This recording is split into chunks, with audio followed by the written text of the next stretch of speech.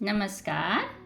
आइए सुनते हैं सुदर्शन जी की लिखी कहानी हार की जीत। माँ को अपने बेटे, साहूकार को अपने देनदार और किसान को अपने लहलाते खेत देखकर जो आनंद आता, वही आनंद बाबा भारती को अपने घोड़े को देखकर आता था।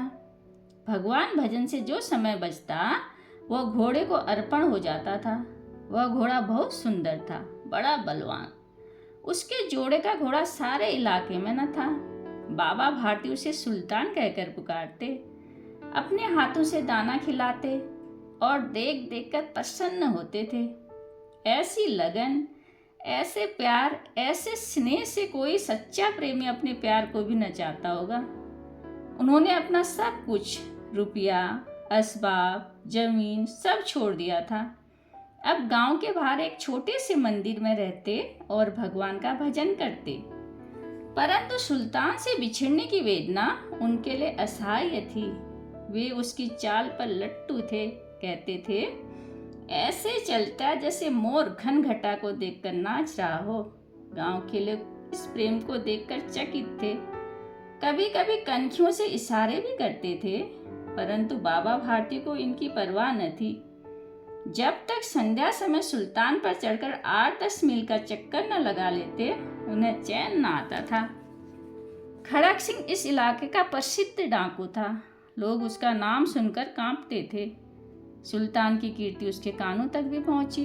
उसका हृदय उसे देखने के लिए अधीर हो उठा। वह एक दिन दोपहर के समय बाबा भारती के पास पहुंचा और नमस्कार करके बैठ गया। बाबा भारती ने पूछा, खड़क सिंह, क्या हाल है? खड़क सिंह ने सिर झुकाकर उत्तर दिया, आपकी दया है। कहो, इधर कैसे आ गए? सुल्तान की चाह खींच लाई। विचित्र जानवर है, देखोगे तो प्रसन्न हो जाओगे। मैंने भी बड़ी प्रशंसा सुनी है। उसकी चाल तुम्हारा मन मोह लेगी। कहते हैं देखने में भी बहुत सुंदर है। जो उसे एक बार देख लेता है, उसके हृदय पर उसकी छवि अंकित हो जाती है। बहुत दिनों से अभिलाषा थी, आज उपस्थित हो सका हूँ। बाबा और खड़क सिंह दोनों अस्तबल में पहुंचे। बाबा ने घोड़ा दिखाया घमंड से, खड़क सिंह ने घोड़ा देखा आश्चर्य से। उसने सैकड़ों घोड़े देखे थे, परंतु ऐसा बांका घोड़ा उसकी आंखों से कभी न गुजरा था। सोचने लगा, ऐसा घोड़ा खड़क सिंह के पास होना चाहिए। इस साधु को ऐसी चीजों से क्या लाभ? कुछ देर तक आश्चर्य से चुपचाप खड़ा रहा। फिर बालकों की सी अधीरता से बोला, परंतु बाबा जी, इसकी चाल ने देखी तो क्या देखा? बाबा जी भी मनुष्य ही थे। अपने वस्तु की प्रशंसा दूसरों के मुख से सुनने के लिए उनका मन अधीर हो गया। घोड़े को खोलकर बाहर ले आए और उसमें सवार हो गए। घोड़ा वायु वेग से उड़ने लगा। उसकी चाल देखकर खड़क सिंह के हृदय पर सांप लौट गया। वह डाकू था और जो वस्तु उसे पसंद आ जाए उस पर अपना अधिकार समझता था। जाते जाते उसने कहा, बाबा जी, मैं यह घोड़ा आपके पास न रहने दूंगा। बाबा भारती डर गए। उन्हें रात को नींद न आती थी। सारी रात अस्तबल की रखवाली में कटने लगा। उन्हें हमेशा भय लगा रहता था। परंतु कई मास बीत गए और वह न आया। अब बाबा जी कुछ लापरवाह हो गए और भय को मिथ्या समझने लगे। संध्या का समय था। बाबा भारती सुल्तान की पीठ पर सवार होकर घूमने जा रहे थे। उनकी आंखों में चमक थी और मुख में प्रसन्नता। सहसा एक और से आवाज आई, ओ बाबा, इस कंगले की सुनते जाना। आवाज में करुणा थी। बाबा जी रुक गए। देखा, एक अपाहिज वृक्ष की छाया में खड़ा करा रहा है। बोले, क्यों, तुम्हें क्या कष्ट है? अपाहिज ने हाथ जोड़कर कहा, बाबा, मैं दुखियारा हूँ, मुझ पर दया करो। रामावाला यहाँ से 3 मील है, मुझे वहाँ जाना है। घोड़े पर चढ़ा लो, परमात्मा भला करेगा। बाबा जी, वहाँ तुम्हारा कौन है? दुर्गादत्त वैद्य का नाम आपने सुना होगा। मैं उनका सौतेला भाई हूँ। बाबा भारती ने उतरकर अपाहिज को घोड़े पर बैठाया और स्वयं उसकी लगाम पकड़कर धीरे धीरे चलने लगे। सहसा उन्हें एक झटका लगा और लगाम हाथ से छूट गई। उनके आश्चर्य का ठिकाना न रहा। उन्होंने देखा कि अपाहिज घोड़े की पीठ पर तन कर बैठा और घोड़े को दौड़ाए लिए जा रहा है। उनके मुख से भय, विस्मय और निराशा से मिली हुई चीख निकल गई। वह अपाहिज डाकू खड़ग सिंह था। बाबा जी कुछ देर तक चुप रहे। कुछ समय पश्चात पूरे बल से चिल्लाकर बोले, जरा ठहर जाओ। खड़ग सिंह ने आवाज सुनकर घोड़ा रोक लिया और घोड़े की गर्दन पर प्यार से हाथ फेरता हुआ बोला, बाबा जी, यह घोड़ा अब न दूंगा। बाबा जी बोले, परंतु एक बात सुनते जाओ। बाबा जी ने निकट जाकर उसकी ओर ऐसी आंखों से देखा जैसे बकरा कसाई को देखता है और कहा, यह घोड़ा तुम्हारा हो चुका है।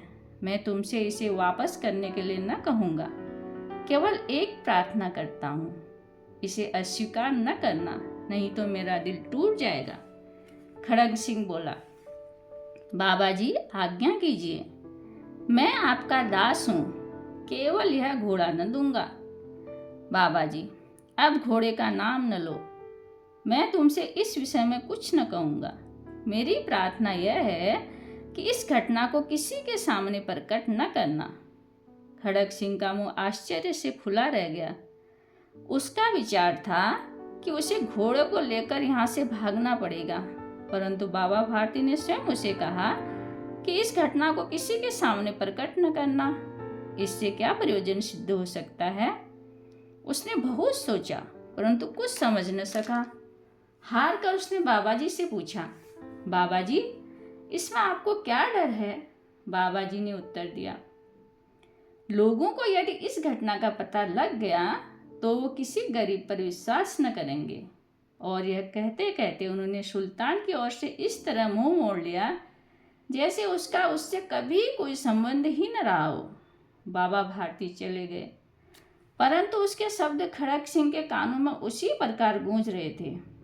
वह सोच रहा था, कैसे ऊंचे विचार हैं, कैसा पवित्र भाव है। उन्हें उस घोड़े से प्रेम था। कहते थे, इसके बिना मैं रह न सकूंगा। उसकी रखवाली में वे कई रात सोए नहीं, परंतु आज उनके मुख पर एक दुख की रेखा तक दिखाई नहीं पड़ती थी। उन्हें केवल यह ख्याल था कि कहीं लोग गरीबों पर विश्वास करना न छोड़ दें। उन्होंने अपनी नीच की हानि को मनुष्यत्व की हानि पर न्योछावर कर दिया। ऐसा मनुष्य मनुष्य नहीं, देवता है। रात्रि के अंधकार में खड़ग सिंह बाबा भारती के मंदिर पहुंचा। चारों ओर सन्नाटा था। आकाश पर तारे टिमटिमा रहे थे। थोड़ी दूर पर गांव के कुत्ते भौंक रहे थे। मंदिर के अंदर कोई शब्द सुनाई न देता था। खड़ग सिंह सुल्तान की बाग पकड़े हुए था। वह धीरे धीरे अस्तबल के फाटक पर पहुंचा। फाटक किसी वियोगी की आंखों की तरह चौखट खुला था। किसी समय वहां बाबा भारती स्वयं लाठी लेकर पहरा देते थे, परंतु आज उन्हें किसी चोरी, किसी डाके का भय न था। खड़ग सिंह ने सुल्तान को उसके स्थान पर बांध दिया और बाहर निकलकर सावधानी से फाटक बंद कर दिया। इस समय उसकी आंखों में नेकी के आंसू थे। अंधकार में रात्रि ने तीसरा पहर समाप्त किया और चौथा पहर आरंभ होते ही बाबा भारती ने अपनी कुटिया से बाहर निकलकर ठंडे जल से स्नान किया। उसके पश्चात इस प्रकार जैसे कोई स्वप्न में चल रहा हो उनके पांव अस्तबल की ओर मुड़े, परंतु फाटक पर पहुंचकर उनको अपनी भूल मालूम हुई। साथ ही घोर निराशा ने पांव को मन मन भर भारी बना दिया। वे वहीं रुक गए।